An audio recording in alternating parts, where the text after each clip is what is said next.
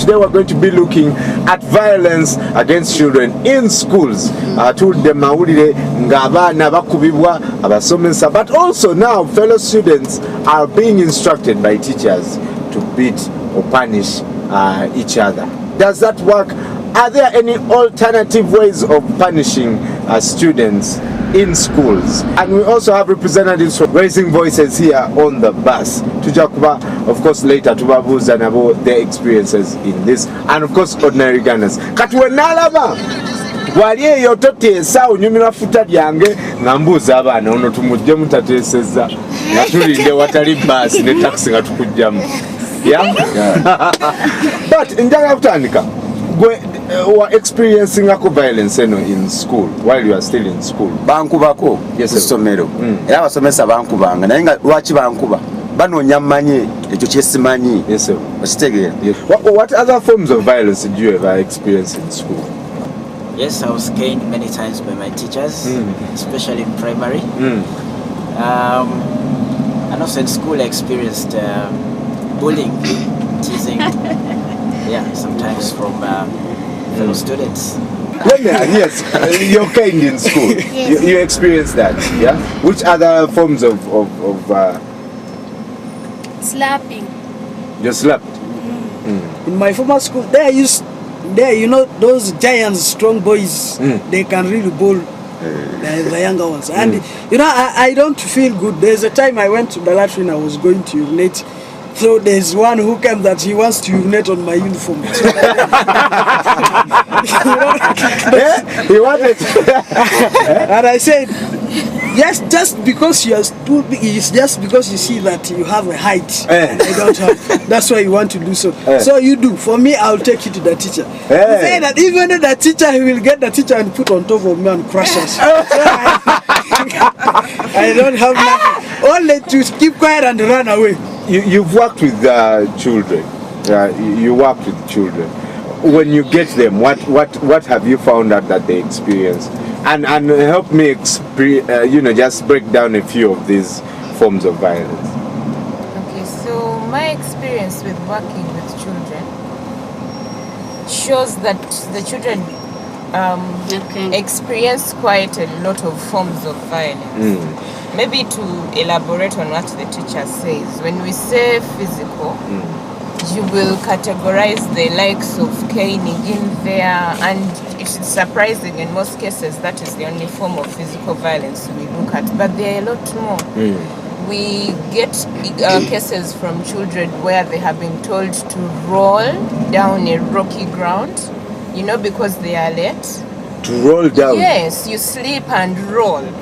So all those forms, children getting banned, you know, it's 200 shillings missing. Yes, it's not good practice to steal, but I think banning is not the answer to what is happening. Then when we look at emotional violence as well, this is something people do not pay attention to, but it is heartbreaking. You know, each time you notice something is going wrong with the child and you scream at them, you back at them. Even as an adult, there's that break in you, oh my God, I'm finished. But this is a small person, a child at that. And you're screaming so loud and hard at them like that. We abuse them, you know. Then we have cases of economic violence. People sometimes don't pay attention to this. But we see many children, you know, like especially after class, they are made maybe to carry baskets of maize, selling, and after they have collected the sales, they don't really know what happens to that money. And the next morning, they notice they don't have a pencil or a pen in the bag. They want to ask because they know I made money last evening, so there should be something for me to buy a pen. Those things, we see them happening in our communities. What can we do to stop this? Let's take a look at Wellington Sekade, who is a program manager at Raising Voices. Teachers, some teachers say that beating is very good for a child. Do you support it or not? Tovao.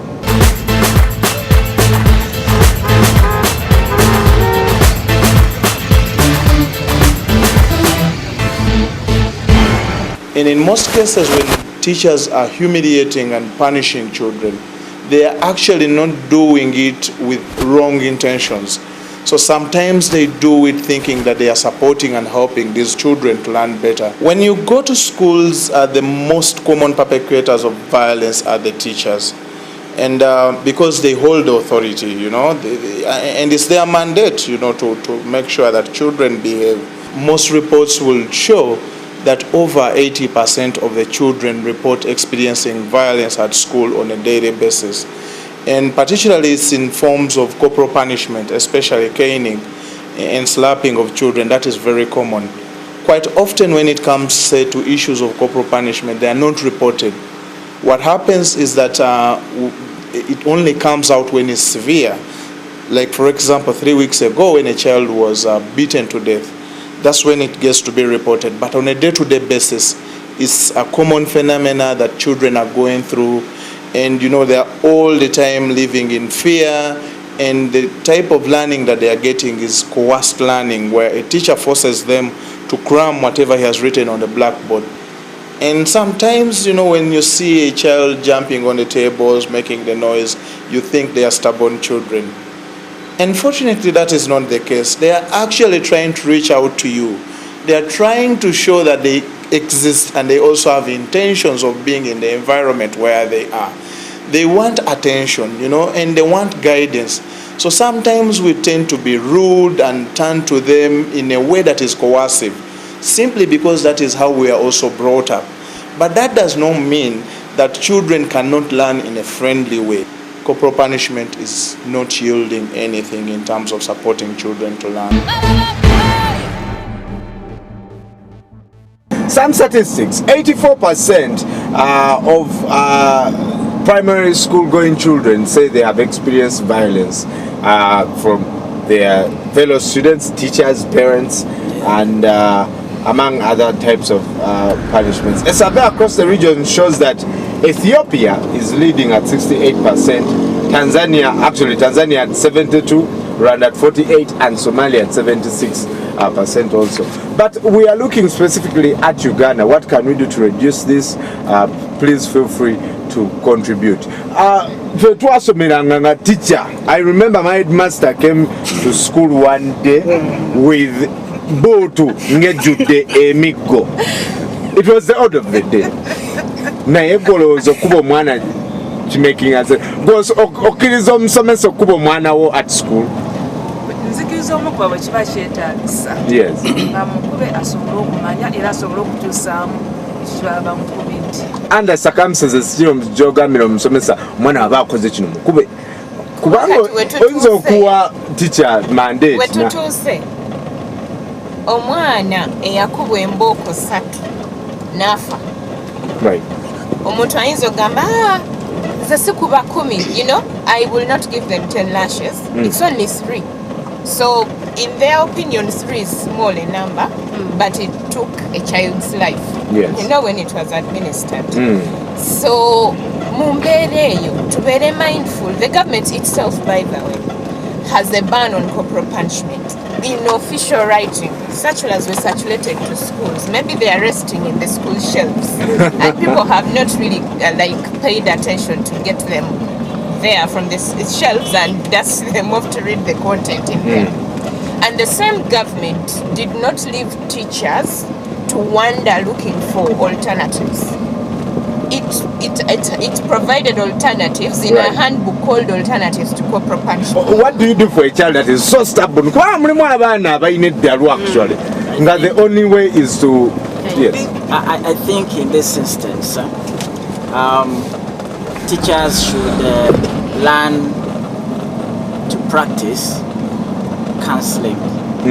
Teachers should learn to understand the students, but also involve them in dialogue, counseling, so that solutions to these extreme cases, and also involve maybe the parents. Okay. Yes, involve the parents, especially where a child is, behaving in an extreme, recalcitrant way. Right.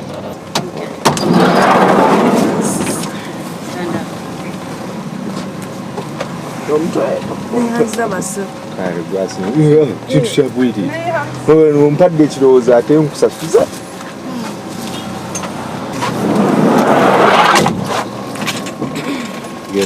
yes I can see you are burning. Yes sir. For me what I have what we should do about the violence, yeah? I think the government should put new laws in place because children are so mistreated. Another one is that children must be obedient. Why am I saying so? Because some children bring themselves to be mistreated. How? Because they can tell that person that you go and fetch water, only one jerrycan. The child goes just to play, and then the mother has no something to do, you will just beat. So children, you must be very, very careful. So even you blame yourselves a bit. You are quite stubborn. Yes. My parents have to understand. Maybe he's tiresome. He's working almost in a day throughout. Now the only way that he can rest is only to take a break of play. And he knows very well that he's going to fetch water. Fine. But the water is going to reach home. He's not going to what? He's not going to delay there. You man, isn't that an excuse for bad manners? Yes. Now, one of our fellow passengers behind mentioned different types of violences in school. Yes. And among which she mentioned was sexual violence. Yes. And of course, the papers are replete with stories every day. Yes. Of defilement, of all those, for example. I think that is one thing that especially that needs to be discussed fairly exhaustively.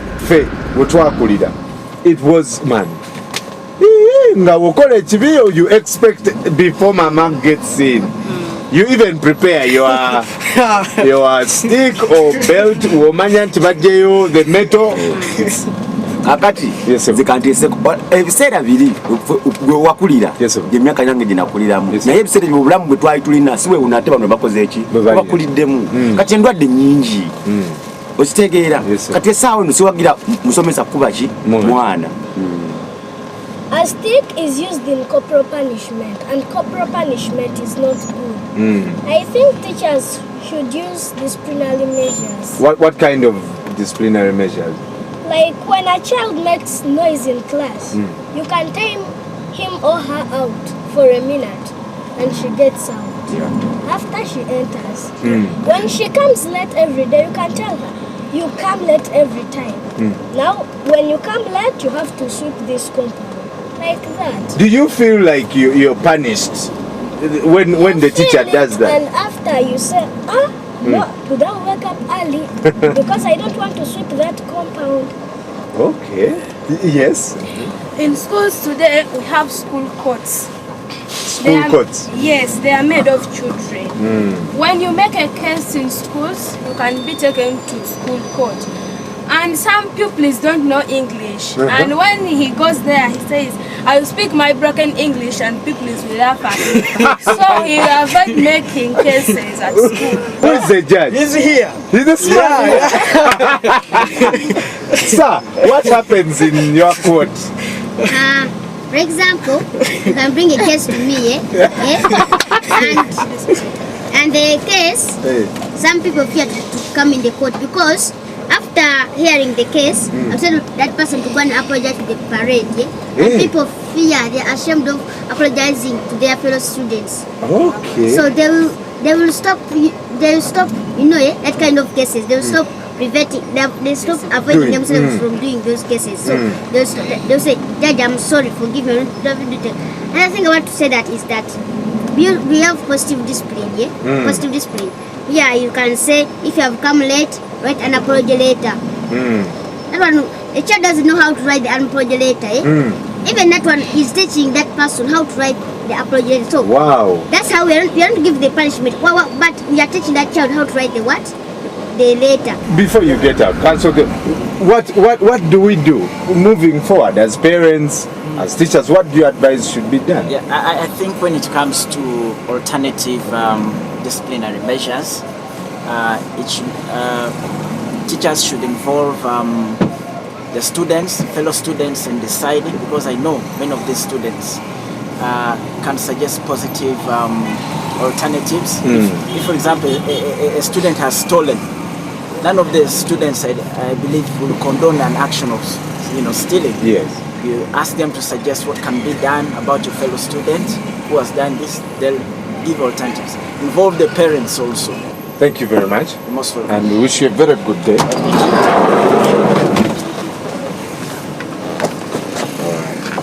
All right. What's your head?